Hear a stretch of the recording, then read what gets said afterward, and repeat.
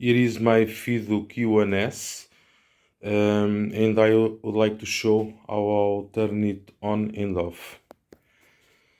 So I'm using the VESC motor controller plus a custom electronic board to read the sensors and implement the EScooter application logic. So right now the Fiido Q1S is parked. Let's say it's parked on my garage, and to turn it on I just need to shake the scooter. It will detect vibration and will automatically turn on. So let's do it. I will sit on it. The display will turn on. It says that it's ready to power on. So right now I can, the throttle does not work, the scooter is not work, but it's ready to power on. So I just need to click here on the power button just once, and the display is ready.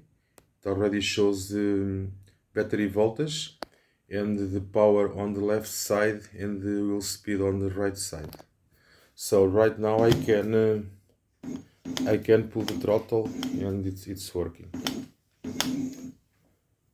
So, and now to turn it off, I simply do a long press on the power button and the display says shutting down, and after a few seconds it's turned off the full scooter.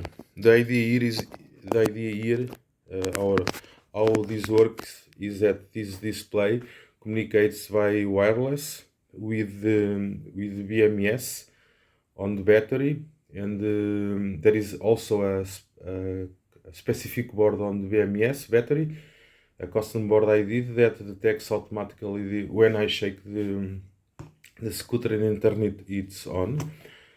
But turns the power on the BMS, so the battery voltage turns on after I shake it, like now. Then it's ready to power on, but it's for safety. It's not really ready. I need to click once on the power button, and now it's ready to use. So